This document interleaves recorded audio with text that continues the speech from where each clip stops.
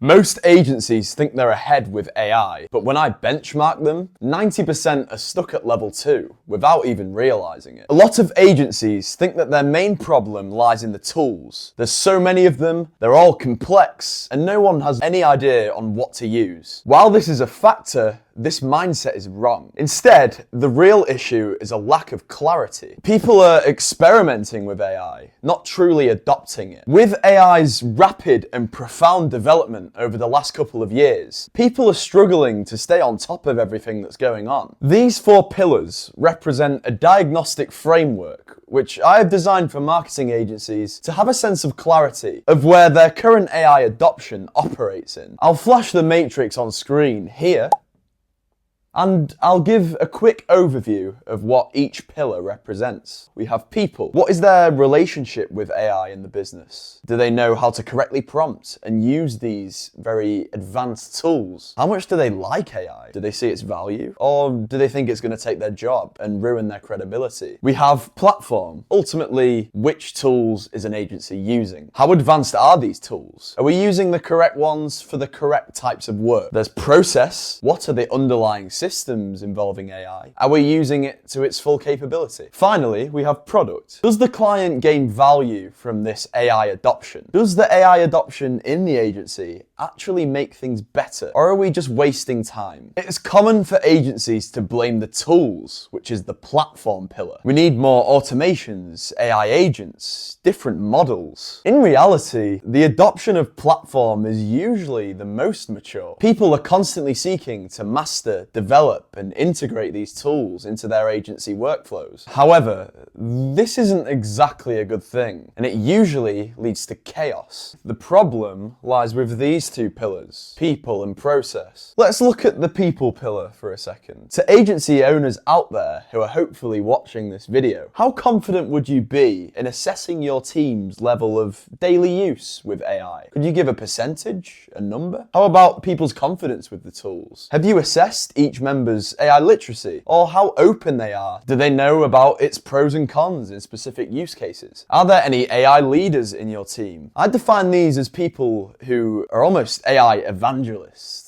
They love the tools, they experiment with them daily, and they are very proficient at using them. These people, I would recommend, should be teaching others, driving that AI development within your agency. Here are a few examples for the process pillar. What percentage of your team are following AI-specific standard operating procedures? Do you even have one? If you do, great, but does it work? Comparing time before and after. Has all of the time and energy that you have spent redesigning AI workflows actually improved the outcomes of your business? Does it save you time? Does it save you money? Does it make you more money? Is AI's efficiency saving you time? Or does the perfectionist within you spend too much time prompting these machines, which ultimately ends up decreasing the output, making you less efficient? Just like how your weakest pillar is your bottleneck in terms of AI adoption, this can have overlap between pillars. For example, the business process and the AI system that we build to get the most out of the technology has to be appropriate and congruent with the person in your business that has the lowest amount of AI literacy and willingness to use. Here's where things get interesting. When I speak with an agency, we take 30 minutes to go through these 4 pillars, and I'll be honest, the results are usually a little uncomfortable. Most agencies believe that their AI maturity is much higher than it actually is. For example, let's say an agency are very confident about their people's competence with AI, level 4, right? The processes are nearly the best that they can be, so level 3. And the client is also appreciating the time saved. However, they are unaware that different platforms have different strengths, and they've been using the same subscription for everything. We'll say level 2. With a structured plan and education about each platform's strengths and weaknesses, they could bring platform up to a level 4. This would then increase both of the other pillars to level 4 as well.